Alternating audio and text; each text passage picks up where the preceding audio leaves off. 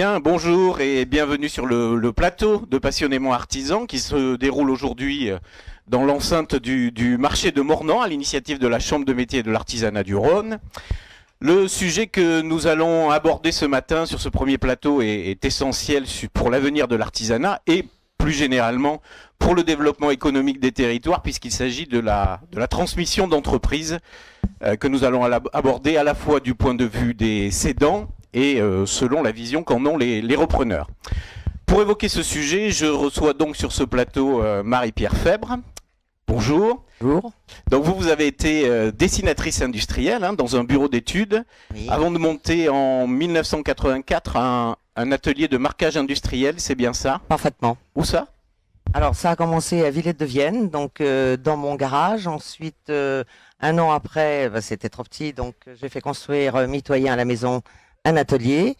Et puis en 92, toujours pour des questions de place, on a loué un atelier donc dans la zone artisanale Corba-Saint-Priest. D'accord. Sur Mions exactement. Et cette entreprise, vous avez choisi de la céder en quelle année?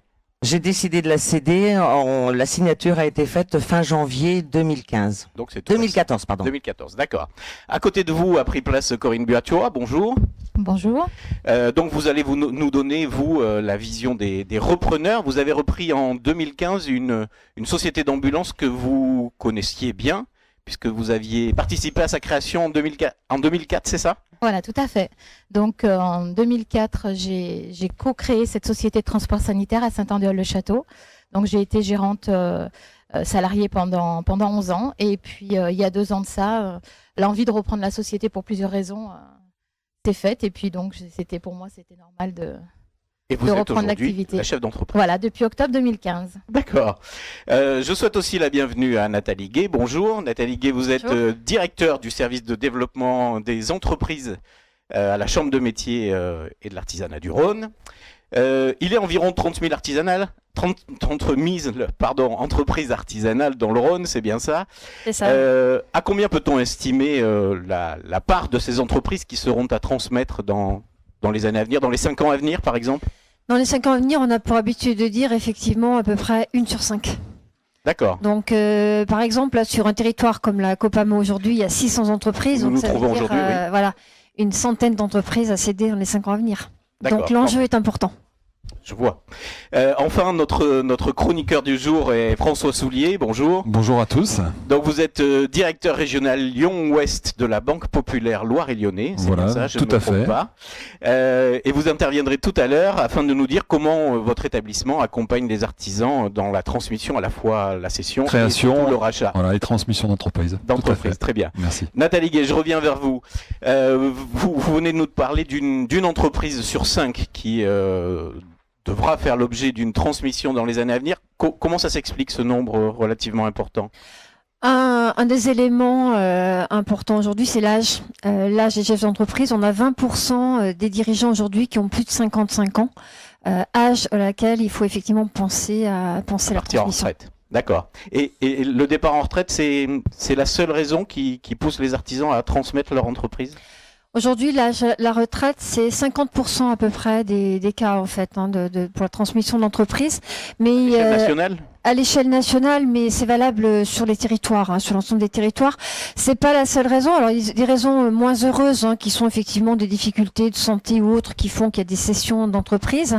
Mais il y a de plus en plus, et c'est à peu près 1/3 des entreprises que nous rencontrons, c'est plutôt un choix délibéré du chef d'entreprise qui, au bout d'un certain nombre d'années, a une entreprise florissante qui fonctionne bien et donc qui souhaite soit passer à un autre projet, soit aussi avoir un vrai retour sur investissement en vendant son affaire et en reportant réaliser une opération financière pour partir sur un autre projet. D'accord, très bien. Alors vous, Marie-Pierre Febvre, si vous avez souhaité transmettre votre entreprise, c'est parce que vous partiez en retraite. Je partais en retraite, tout à fait. D'accord. C'est quelque chose que vous aviez anticipé, cette transmission? Alors complètement. Le fait du hasard et puis la réflexion, il se trouve qu'en 2005, je me pose la question, je travaille en marquage industriel avec l'industrie, la majorité de mes clients sont qualifiés ISO 9001. Et je me dis, si on n'a pas cette qualification, on va perdre nos clients parce que vous avez votre qualification, les sous-traitants doivent aussi être qualifiés. Donc vous êtes engagé dans une démarche de certification. Voilà, et à cette époque-là, je me suis dit, en fait, en arrivant, formation Calipem mis en place par la Chambre de métier, extraordinaire, et là, je me suis dit, eh bien, en fait, je range ma petite boîte comme il faut, chez 55, 56, et ça va m'aider pour partir à la retraite. Donc j'ai anticipé déjà de transmettre. Voilà, c'était un peu l'opportunité en disant, tu avances dans la qualification de ton entreprise, mais ça te servira dans 10 ans quand tu partiras à la retraite. Ce label Calipem que vous venez d'évoquer, ça a rassuré le repreneur? Alors, ça a rassuré mes clients, ça a fidélisé mes clients, c'est déjà énorme. Et comme on va dire que tout nous aide à classer, on a des procédures, des processus qui sont très clairs. Je ne suis plus là, l'atelier fonctionne sans vous, sans moi. Donc, en fait, il suffisait que mon repreneur continue dans les traces et c'était facile pour lui. D'accord. Nathalie Gay, l'anticipation, à l'image de ce que vient de nous raconter Madame Febvre, c'est essentiel dans la transmission d'une entreprise? C'est capital. C'est capital parce qu'effectivement, la belle expérience qu'on a avec Madame, effectivement, vient aussi de sa capacité qu'elle a eue, elle, toute seule, en tant que dirigeant, à prendre conscience de ce souhait de transmission très tôt en avance. Après, on va venir l'aider. Mais déjà, elle avait fait un grand bout du chemin en anticipant. Par elle-même. Est-ce qu'il y a d'autres qualités que doit posséder le cédant idéal? Alors, c'est la première chose, effectivement, c'est l'anticipation. Après, c'est aussi sa capacité à se mettre dans l'idée que l'entreprise va passer dans les mains de quelqu'un d'autre.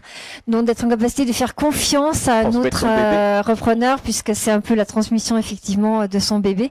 Ça, c'est important. C'est de se faire accompagner, parce que la transmission d'entreprise, c'est transmettre son affaire, mais c'est aussi se protéger et s'accompagner soi-même sur la suite à donner à sa vie aussi personnelle, Bien parce sûr. que le dirigeant passe beaucoup de temps dans son entreprise, donc il faut aussi préparer la suite. Et pour le repreneur, c'est quoi le profil idéal?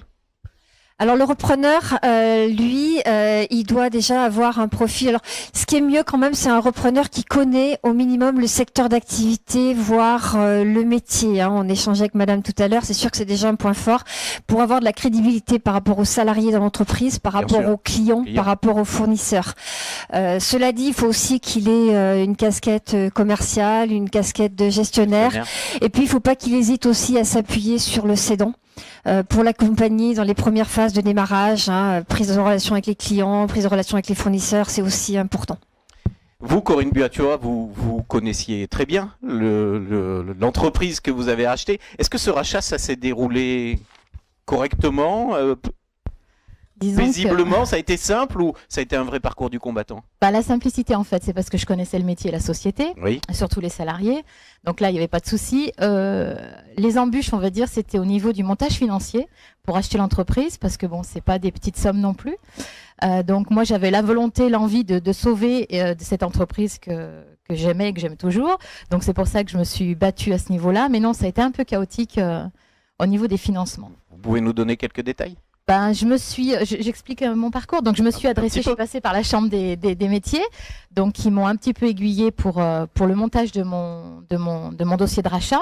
J'ai eu toujours le même interlocuteur qui m'a bien aiguillée, qui m'a envoyé vers des financeurs potentiels comme le RDI, oui. donc Rhône Développement, initiative, qui monte un dossier, qui passer en commission et après c'est accepté ou pas accepté. Et j'avais une autre porte aussi pour un autre prêt à taux zéro qui m'intéressait moi dans mon cas puisque je n'avais pas les finances nécessaires, oui. Qui est un groupe pétrolier, donc qui ont bien mis l'accent sur l'importance que mon prêt soit passé à la banque afin de me financer. Enfin bon, ça a été un petit peu chaotique dans le sens où c'était le serpent qui mordait la queue. Voilà, donc à un moment donné, il fallait qu'il y en ait un qui lâche. La banque a lâché, d'ailleurs que je remercie parce que j'ai une très bonne banque qui m'a suivi, qui a cru en moi, et ça c'est important. Et puis bon, le groupe pétrolier m'a lâché. D'accord. Donc j'ai été obligée de taper un petit peu, aux portes de la famille pour finaliser mon projet et pour pouvoir sauver cette entreprise et surtout 8 salariés, donc 8 foyers. Très important. Mais vous y êtes arrivé. Exactement. Alors justement, un banquier, on en a un sur le plateau. François Soulier. C'est moi. Est-ce que vous pouvez nous expliquer comment la Banque Populaire Loiret-Lyonnais accompagne les artisans qui souhaitent céder ou acquérir une entreprise artisanale? Oui. Alors je dirais qu'il y a 3 leviers principaux en fait dans notre stratégie sur l'accompagnement. Le premier levier, c'est la formation de nos collaborateurs.